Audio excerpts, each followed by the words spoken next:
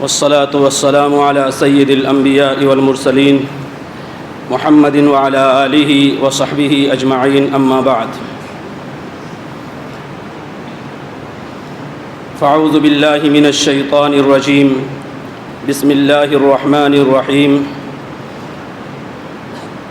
لقد رضي الله عن المؤمنين إذ يبايعونك تحت الشجرة فعلم ما في قلوبهم فأنزل السكينة عليهم وأثابهم فتحا قريبا. اللہ رب العزت کا ارشاد ہے کہ اللہ تعالیٰ خوش ہو گیا ان ایمان والوں سے جنہوں نے درخت کے نیچے آپ سے بیعت کی، تو اللہ رب العزت نے ان کے دلوں کے جذبات کو جان لیا اور ان پر اطمینان قلب کو نازل فرمایا اور ان کو فتح قریب سے نوازا.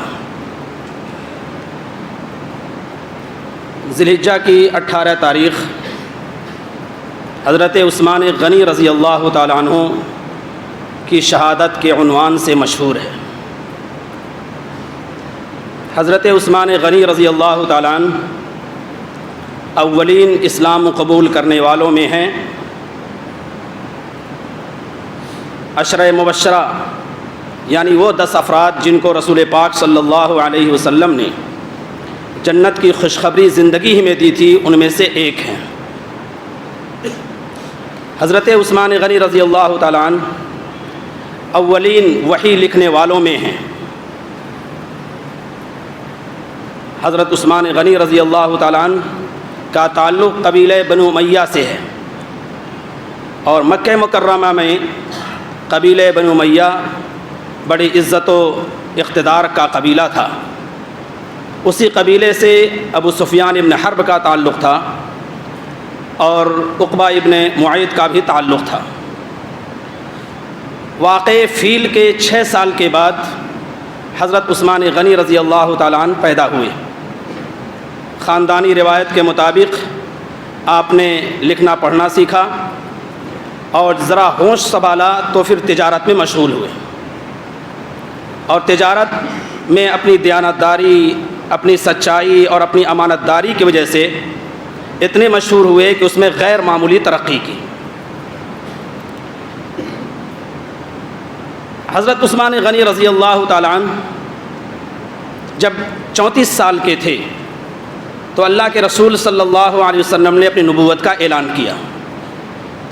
آپ صلی اللہ علیہ وسلم پر سب سے پہلے جو ایمان لائے مردوں میں وہ حضرت ابوبکر صدیق رضی اللہ تعالیٰ عنہ تھے. ایمان لانے کے بعد انہوں نے دعوتی مہم شروع کر دی، لوگوں کو اسلام سے قریب کرنا شروع کر دیا، اسلام کی طرف بلانا شروع کیا. جو لوگ آپ کے ذریعے یعنی حضرت ابوبکر صدیق رضی اللہ عنہ کے ذریعے اسلام سے قریب ہوئے ان میں حضرت عثمان غنی رضی اللہ تعالیٰ عنہ تھے. ایک مرتبہ حضرت عثمان غنی رضی اللہ تعالیٰ عنہ حضرت ابوبکر صدیق رضی اللہ تعالیٰ عنہ کے ساتھ خدمت اقدس میں حاضر ہوئے. ابھی انہوں نے اسلام قبول نہیں کیا تھا، لیکن اللہ کے رسول صلی اللہ علیہ وسلم نے دیکھتے ہی حضرت عثمان سے کہا کہ عثمان جنت کی خوشخبری قبول کرو.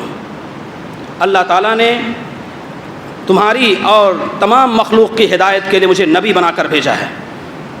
سیرت کی مشہور کتاب الاصابہ میں لکھا ہے کہ حضرت عثمان کا بیان ہے کہ ان سادہ سے اور صاف جملوں میں پتہ نہیں کون سی تاثیر تھی کہ بے اختیار میری زبان سے کلمہ شہادت نکلا اور میں اشہد ان لا الہ الا اللہ وان محمد الرسول اللہ پڑھتے ہوئے اسلام میں داخل ہو گیا. یہ حضرت عثمان غنی رضی اللہ تعالیٰ عنہ جنہوں نے اسلام قبول کیا تو اسلام قبول کرنے کے بعد ان کی زندگی بدل گئی، ان کا ایک انقلاب آ گیا. یہ بات معلوم ہے کہ ابو لہب مکہ مکرمہ میں رسول پاک علیہ الصلوۃ والسلام کا بڑا دشمن تھا اور اس نے سر عام کہا تھا کہ تب اللہ کا لہٰذا جماعتنا، محمد تمہارے لیے تباہی و بربادی ہو کہ ہم کو اسی کے لیے جمع کیا ہے. تو اللہ تعالیٰ نے اس کے جواب میں پوری سورہ تبت نازل فرمائی. اس کے بعد سے اور زیادہ مخالفت کرنے لگا. اللہ کے رسول صلی اللہ علیہ وسلم کی دوسری صاحبزادی حضرت رقیہ ابو لہب کے بیٹے عتبہ کے نکاح میں تھی. جب اس کی دشمنی بڑھی اور اس کی ناراضگی بڑھی تو اس نے اپنے بیٹے کو مجبور کیا کہ اللہ کے رسول صلی اللہ علیہ وسلم کی دوسری صاحبزادی حضرت رقیہ کو طلاق دیں. چنانچہ عتبہ نے طلاق دی۔ جب عتبہ نے حضرت رقیہ کو طلاق دی تو حضرت عثمان غنی رضی اللہ تعالیٰ عنہ سے ان کا نکاح ہوا، اور اس طرح سے ان کی زندگی ایک دوسرے رخ پر آئی۔ ادھر مکے میں اسلام تیزی سے پھیل رہا ہے اور ادھر ظلم و ستم کے پہاڑ توڑے جا رہے ہیں اسلام لانے والوں پر۔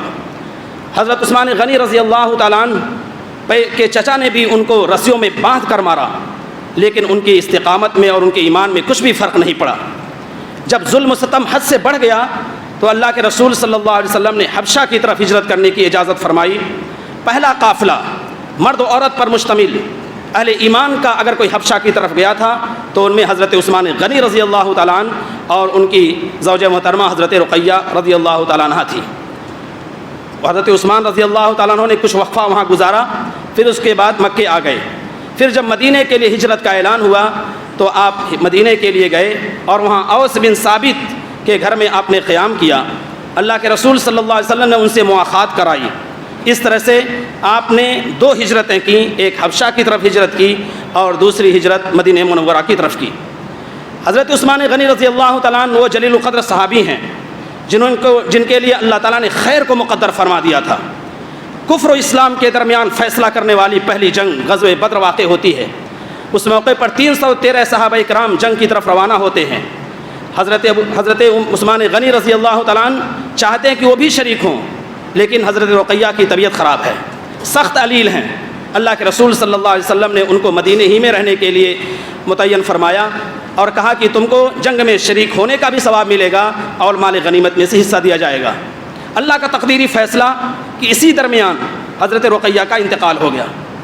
ایک طرف جنگ میں شرکت نہ کرنے کا غم تھا اور دوسری طرف رقیہ کے دنیا سے رخصت ہونے کا غم تھا۔ یہ دوہرا غم جو حضرت عثمان غنی رضی اللہ تعالیٰ عنہ پر تھا، اللہ کے رسول صلی اللہ علیہ وسلم نے واپسی پر ان کو تسلی دی اور خود اپنی تیسری صاحبزادی حضرت ام کلثوم کو آپ کی زوجیت میں دیا۔ اس طرح سے آپ صلی اللہ علیہ وسلم نے ان کے لیے خیر کو اور بھلائی کو چاہا اور ان کے لیے طے فرمایا۔ غزوہ بدر کے بعد جتنے بھی غزوات ہوئے، اللہ کے رسول صلی اللہ علیہ وسلم کے ساتھ حضرت عثمان غنی برابر شریک و سہیم رہے، ان کے دست و بازو بنے رہے۔ غزوہ ذات الرقاع میں اللہ کے رسول صلی اللہ علیہ وسلم نے ان کو مدینہ منورہ میں اپنا قائم مقام بنایا، اور صلح حدیبیہ کا جو واقعہ پیش آیا اس کے بارے میں معلوم ہے کہ اللہ کے رسول صلی اللہ علیہ وسلم عمرے کے لیے تشریف لے جا رہے تھے، مشرکین نے عمرہ نہیں کرنے دیا، تو اللہ کے رسول صلی اللہ علیہ وسلم نے اپنی سفارت کے لیے، اپنی ترجمانی کے لیے اگر کسی شخصیت کو منتخب فرمایا تو حضرت عثمان غنی رضی اللہ تعالیٰ عنہ تھے۔ وہاں گئے، لیکن یہ بات مشہور ہوئی کہ ان کو شہید کر دیا گیا۔ اللہ کے رسول صلی اللہ علیہ وسلم نے اپنے ہاتھ پر تمام صحابہ کرام سے بیک وقت بیعت فرمائی اور کہا کہ یہ ہاتھ عثمان کا ہاتھ ہے۔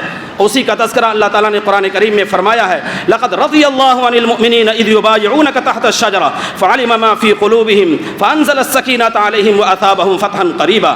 اللہ تعالیٰ خوش ہو گیا ایمان والوں سے جو آپ سے بیعت کر رہے تھے درخت کے نیچے، تو اللہ تعالیٰ نے ان کے دلیں کو، جذبات کو جان لیا اور ان پر اطمینان قلب کو نازل فرمایا، اور اللہ تعالیٰ نے ان کو فتح قریب سے نوازا۔ میرے بزرگوں، حضرت عثمان غنی رضی اللہ تعالیٰ عنہ وہ شخصیت ہیں کہ مدینہ منورہ میں سخت پانی کی قلت ہے، لوگ پانی کے لیے پریشان ہیں۔ ایک کنواں ہے جس کا نام ہے بیر روما، اور وہ یہودی کے قبضے میں ہے، اور وہ پانی بھی دیتا ہے تو بھاری قیمت لے کر، بہت زیادہ قیمت لے کر پانی دیتا ہے۔ ایسے موقع پر حضرت عثمان غنی کا یہ فیض کرم تھا، ان کی فیاضی تھی، ان کا جود و سخا تھا کہ انہوں نے 12,000 درہم خرچ کر کے اس کنویں کو مسلمانوں کے لیے وقف کر دیا۔ دوسرا واقعہ سن 9 ہجری کا ہے، تبوک کا واقعہ ہے۔ تبوک اور مدینہ کے درمیان کی مسافت 600 کلومیٹر ہے، سخت موسم ہے اور تنگی کا زمانہ ہے۔ اللہ کے رسول صلی اللہ علیہ وسلم کو معلوم ہوا کہ قیصر روم مدینہ پر چڑھائی کرنا چاہتا ہے، آپ نے اس کے دفاع کا پروگرام بنایا، اعلان کر دیا کہ تبوک کا سفر کرنا ہے۔ صحابہ کرام نے اپنی اپنی وسعت کے مطابق چندے جمع کیے۔ حضرت عثمان غنی کو معلوم ہوا تو انہوں نے 10,000 لوگوں کے قیام و طعام اور ان کے کھانے کا پورا انتظام فرمایا، اور 1,000 اونٹ پیش فرمائے، 70 گھوڑے پیش فرمائے، 1,000 دینار پیش فرمائے۔ اللہ کے رسول صلی اللہ علیہ وسلم کے مال کو لیتے تھے اور اچھالتے تھے اور فرماتے تھے، ما ضر عثمان بعد هذا اليوم ما عمل، ما ضر عثمان بعد هذا اليوم ما عمل، کہ اس دن کے بعد عثمان کو اس کا کوئی عمل نقصان نہیں پہنچائے گا، یعنی اس کے بعد وہ محفوظ ہے ہر قسم کے خطرات سے۔ اللہ کے رسول صلی اللہ علیہ وسلم کی ہدایات کے مطابق زندگی گزارتے رہے۔ حضرت ابو بکر کا دور آیا، اس میں وہ ان کے شریک و سہیم رہے، ان کے مطیع و فرمانبردار رہے۔ حضرت عمر کا دور آیا، اس میں بھی ان کے دست و بازو بنے رہے۔ سن 24 ہجری میں ان کو خلیفہ بنایا گیا اور تقریباً 12 سال انہوں نے خلافت کے نظام کو سنبھالا۔